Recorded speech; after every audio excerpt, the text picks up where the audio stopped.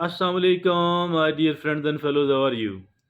I welcome you on my training channel. My name is Abdul Khalik. Dear friends and fellows, if the things are going according to our plan, we feel good, we feel happy, dear friend. But unfortunately, if the things are not going so well, then what happens? We feel like we are disempowered. You're very weak. You're not strong. That is something what happens with everybody. And dear friends and fellows, it is a kind of actually a test. Both the situations are a kind of test. If at all we are succeeding, usually the people become arrogant, they become conceited that I am something big, I am something great, and maybe I'm something very unusual, and I'm superior than others. This is what happens in many of the cases, not necessarily each and every case. And on the other hand, there are people, the same sort of people, if at all they are losing, if at all they are failing, if at all the things are not going according to their plan, according to their wishes, what happens with them? They feel like I am disempowered, like I'm very weak, like I'm not so good, I'm not so good, and maybe I don't deserve it. Things like this one, that is a kind of another examination, another trial and a tribulation, maybe, that we are not feeling good here at all, although the things should be totally different, and the things should be that if at all we are winning, I should not become a conceited or an arrogant person at all. There is no need to show off, there is no need to put myself into any sort of superiority complex. My dear friends and fellows, I think that we need to maintain ourselves, we need to maintain our modesty.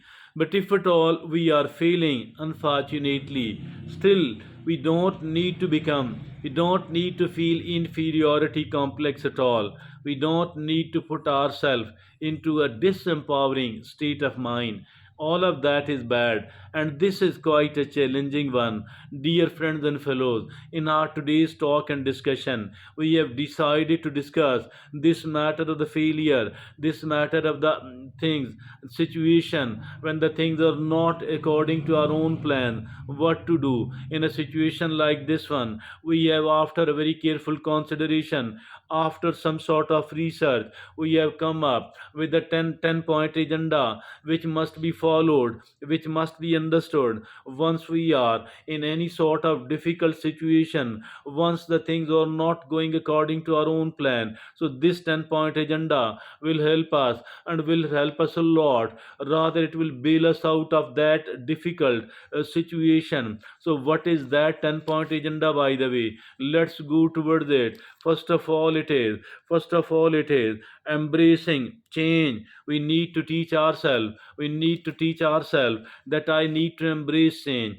Don't be shy of, don't run away from the change at all. Change is not bad, change is unstoppable. And if it is unstoppable, why to be afraid of it? Why not to embrace it? Although there are certain new challenges and new difficulties inside each of the change, but we have to learn how to manage it, how to understand it first, how to manage and how to overcome these difficulties first. Because obviously we will have to come out of the comfort zone if at all we are going to take it. And then, dear friends, we must not forget that out of every change, inside every change, there are certain new opportunities as well. We need to point out, we need to identify, we need to pick, we need to search and dig, we need to take out certain opportunities inside that change. And then obviously, by availing, by taking advantage of those opportunities, we can become far better. So never be afraid of the change, rather embrace it.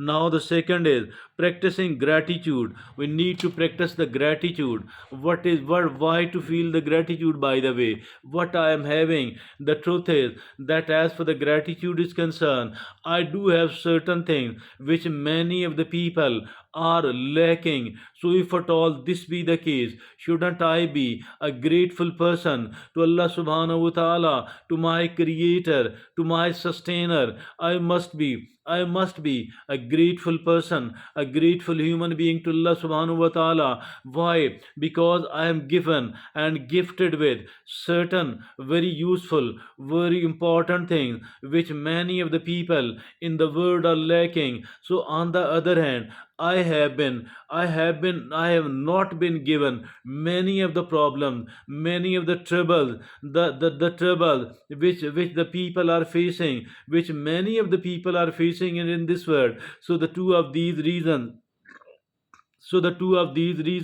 I think are a very very strong reason to become a grateful human being and to practice the gratitude. Now the third thing is seeking support once in a difficulty. I need to seek support from the people around me, and even from the professionals who are offering me the help and the payment. And if at all I am in need of that help, I should be seeking the support, support of the other people. And dear friends and fellows, the human being, no human being on earth is complete. Everybody is need the support. From everybody is need the support. The support they are looking for is of different type, not the same. But dear friend, everybody is in need of the support. So support of the other. So don't shy away from that at all.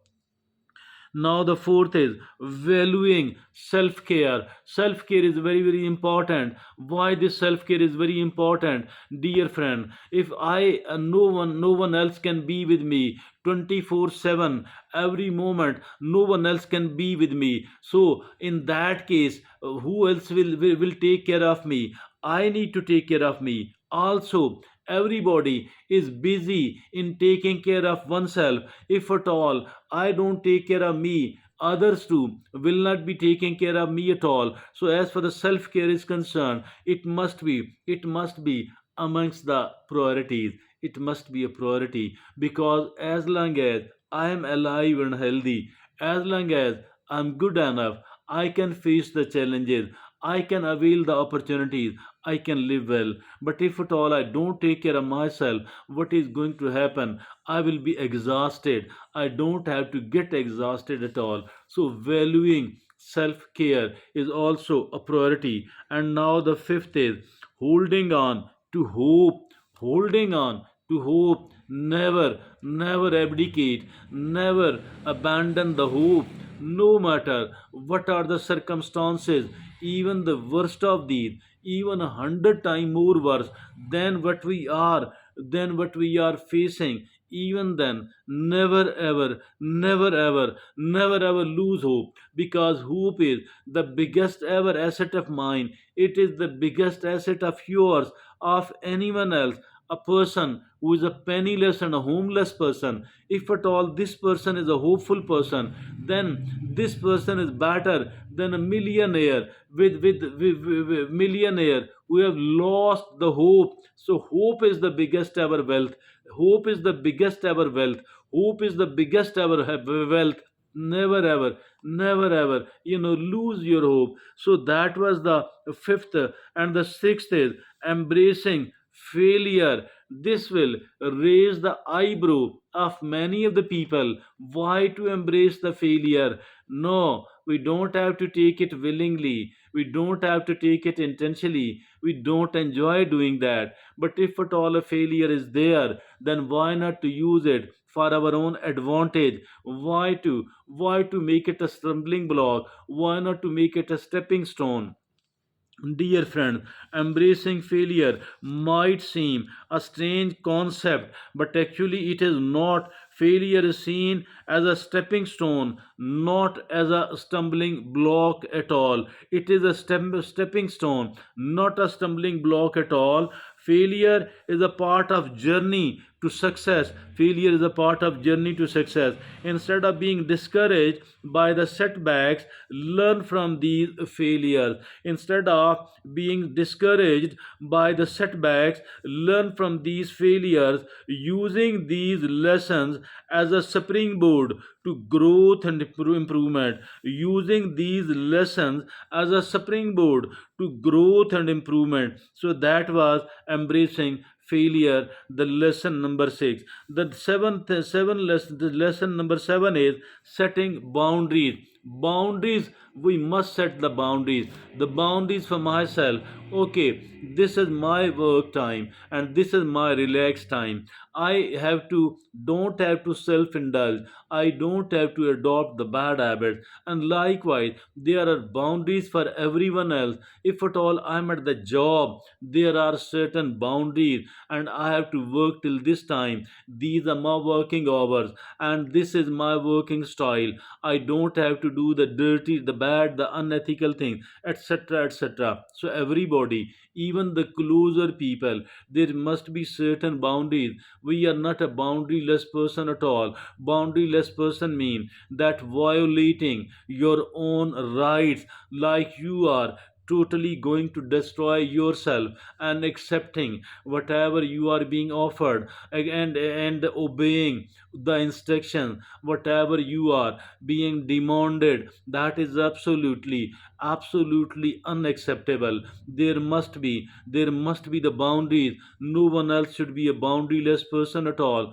But I think these boundaries, we must develop clarity, and we must be very much firm and polite and firm. As for these boundaries of mine are concerned, you cannot violate these boundaries at all. And I don't mean that I will become violent, but I will politely and firmly protect my boundaries. So, dear friends, so there these are setting boundaries, and I have to set boundaries. I have to be very clear. You have to be very clear. You have to set the boundaries. We have to define the boundaries. And now the eighth is practicing mindfulness. What is this practice of mindfulness, by the way? So there are people who are seen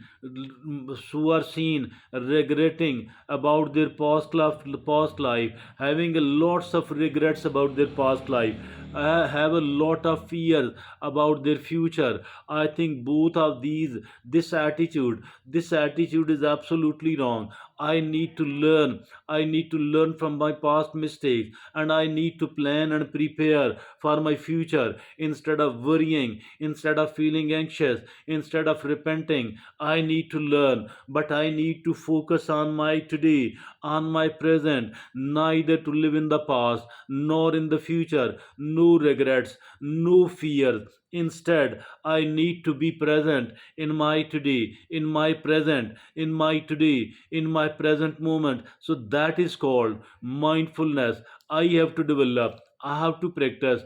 Everyone else need to practice the mindfulness, and that is extremely important for all the people who remain anxiety ridden, those people who remain anxious. I think this mindfulness is the biggest ever important thing for all of these people. So the psychologist, the psychiatrist, apart from certain other things, whatever is the most important advice given to these anxiety ridden people is that practice mindfulness. And the definition of the mindfulness is a state of mind achieved by focusing one's awareness on the present moment, while calmly acknowledging and accepting one's feelings, thoughts, and and the bodily sensations. So that is called mindfulness, and it is used as a therapeutic technique. Dear friends and fellows, mindfulness, I think, extremely important for all the people, if at all we want to avoid the anxiety. So mindfulness is the best ever thing. Now the ninth is that is fostering positive relationships. Fostering positive relationships. very very important, not the toxic relationship. If at all any of the relationship has become toxic, we need to distance ourselves from those people, not to be there at all. Rather, what is needed here is that we need to foster the positive relationships. Positive relationships are extremely important, and these are actually strengthening us. So we have to be a positive relationship of someone else, and we have to seek the positive relationship from those people as well. So the 10th and the last is believing in ourselves, believing in yourself. I have been a very valuable creation of Allah subhanahu wa ta'ala. Allah subhanahu wa ta'ala, God has gifted me with the plenty of capabilities and the talents and the potential. Now it's my responsibility to put all that into the use for the benefit of myself, for the benefit of other people. So that is believing in yourself. So, dear friends and fellows, these are the 10 things which we need to understand well, which we need to practice well, which we need to internalize. So, if at all we do understand all of these 10 things and we are practicing it well, let me assure you that inshallah, no matter how difficult is the scenario, no matter how difficult is the situation, we can survive well. And we can not only survive, rather we can survive well, we can live well, we can enjoy well, and we will be able to succeed. Inshallah, we will be able to become a prominent person, a prominent human being, or at least we will be quite satisfied with whatever type of situation we are going through. Dear friends and fellows, I think as far our today's talk was concerned, it is highly beneficial not only for those people who are in a difficult situation, rather for each one of us, for me and for you and for all of us. Thank you very much. Jazakumullah khair.